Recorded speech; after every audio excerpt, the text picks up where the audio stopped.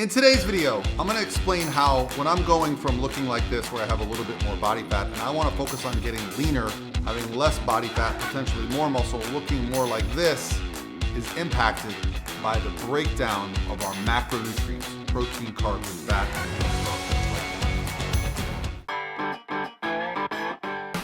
Hey guys, what's going on? This is Paul Ravella from physique.com. In today's video, we're gonna break down where our macronutrient ratios should be. So if you're not familiar with macronutrients, maybe you're familiar with calories, right? We're taking in a certain amount of food per day. A lot of people now use food trackers, so it makes it a lot easier. But understanding the benefits of certain macronutrients when you're trying to lose body fat, put on muscle, change the way you look, heck, change the way you feel, but also focus on your preferences, your dietary preferences. And I'm gonna explain all the details of why we do it, how we do it, and how I get athletes to look the best they can possibly look. And a lot of them are competing at the highest levels of the sport that I put them in bodybuilding.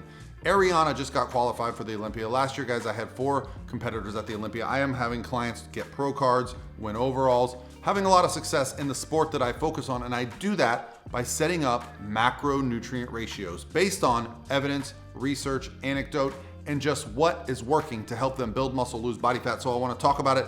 Today's question comes from right here on my Instagram direct message. And what I'm gonna show you guys is how we use macros to get better. If someone has determined their ideal caloric intake for a deficit, does it matter what percent of your macros are given? Protein, carbs are 4 calories a gram, fat is 9 calories per gram.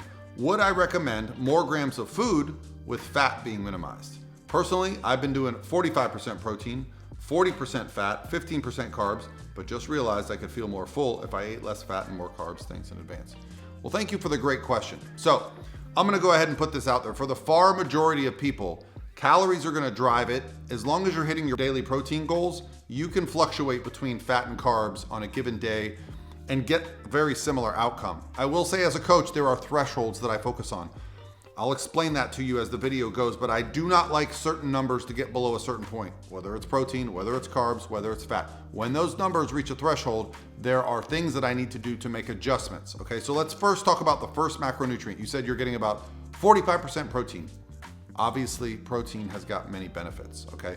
The first and foremost being that it helps muscle protein synthesis. It actually helps whole body protein synthesis, cell breakdown and regeneration. It's also gonna keep us very full. We're not gonna focus on protein. Guys, if you wanna know how much protein to hit, just hit your goal weight. Whatever you're trying to lose, if you're 200 pounds and you're like, I wanna be 150, focus on around 150 grams of protein per day and you're gonna be getting all your needs met for putting on muscle, keeping muscle, building muscle, okay? You're gonna be able to be anabolic and recover and perform well. However, the next numbers are gonna be the ones that fluctuate the most, okay?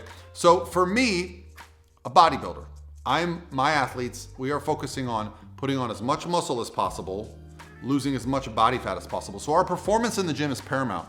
Carbohydrates are huge for this. If you are not pushing yourself on a daily basis, where your numbers are might be great. 15% of your daily calories is carbohydrates. That's probably gonna be good for brain fuel. It's probably gonna be good for satiety. And heck, it might just be good for variety. However, my athletes are probably gonna be closer to 30, 40, maybe even 50% of their calories coming from carbohydrates. And a lot of people are gonna be shocked by that because carbohydrates are evil, they're the devil, they make you store body fat. This is absolutely false.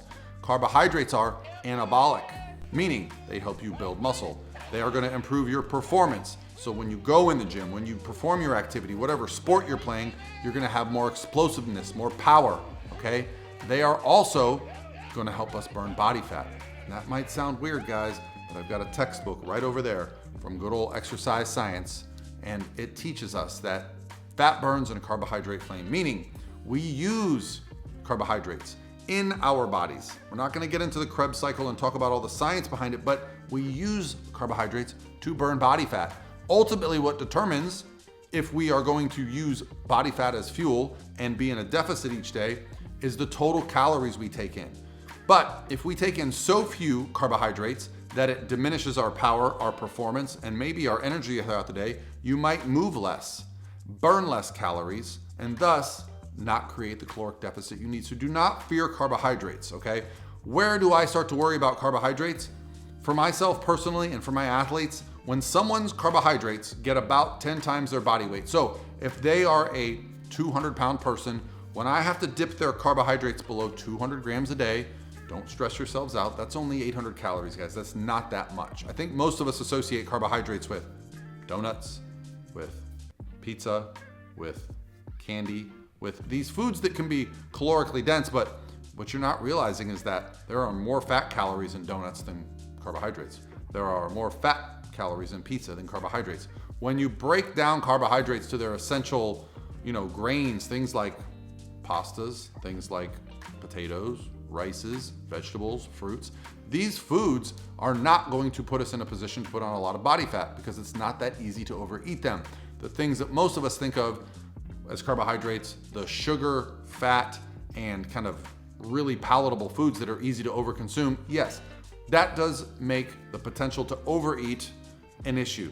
So if we're focusing on getting 200 grams of carbohydrates a day for a 200-pound person, that's going to keep us fueled for our activities throughout the day. It's also going to make our diet enjoyable. However, it sounds like you're eating far fewer carbohydrates than that.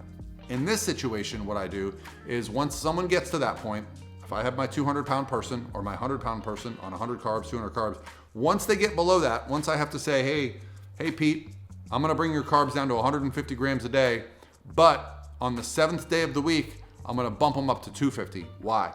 This is going to restore muscle glycogen performance. It's called a carbohydrate refeed, okay? I'm not a big fan of cheat meals. I'm not a big fan of anything that kind of implies we're doing something wrong. But the idea is we're gonna bring your carbohydrates up. So your carbohydrates might be 15 to 20% of your total calories for part of the week, but on that one day, they might be 50 to 55% of your total calories for the day, because I'll also lower fats a little bit on that day, maybe lower proteins, so we're getting the benefit of some carbohydrates without the risk of storing a bunch of body fat, right? This will also help reset the metabolic rate, all right? Carbohydrates are beneficial for metabolism. They're beneficial for hormones. They're beneficial for many, many reasons. So if you avoid them for long periods of time, you're gonna notice a degradation in performance, in metabolism, and in function. Keep them involved, even when you have to restrict them. Now, fats, again, there is a threshold. I do not like fats ever going below 20% of total daily calories, but if they gotta go there, then we're gonna obviously be keeping carbohydrates and fats in a better place throughout the process.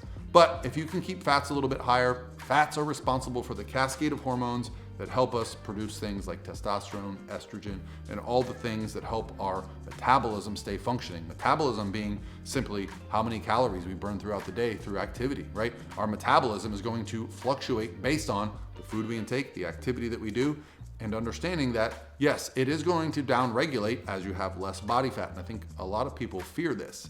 I do not, because the metabolism is dynamic. You cannot break it. You cannot wreck it. It is multifactorial. There are a lot of things go in our body that make up the word metabolism. We like to simply say our metabolism slows down as we age. I do not believe this to be the case. Our metabolism does not slow down. We slow down. If you go back to times in your life where you were the most fit and you act that same way and eat that same way, guess what's gonna happen? Your metabolism is going to improve, which is not actually the case. The metabolism just fluctuates based on what we're doing in our lives, okay? So, although I am telling you what I would do with my athletes, okay, carbohydrates are really good for muscle fullness. My athletes going onto a bodybuilding stage, they're generally taking in a lot of carbohydrates. Some of my bikini competitors that I tend to focus on are getting 200, 300, 400 grams of carbohydrates the day before the show. Why? Because carbohydrates pull water into the muscle cells.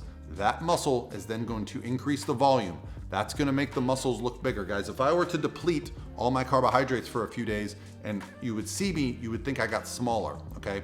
So if I carb up, that water, that sodium that is going into those muscle cells is going to increase the volume. Think of it like a balloon, okay? This is what I want for a bodybuilder getting on stage. This is what I want for an athlete that's got to perform. So it comes down to what is important to you. Can you eat more carbohydrates and lose body fat? Absolutely.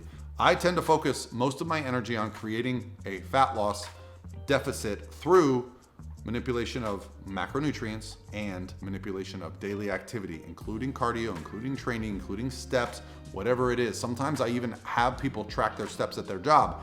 If you're a very active person, you might not even need to do cardio, though your work is your form of cardio. Just depends how active you guys are. So, do macronutrients matter?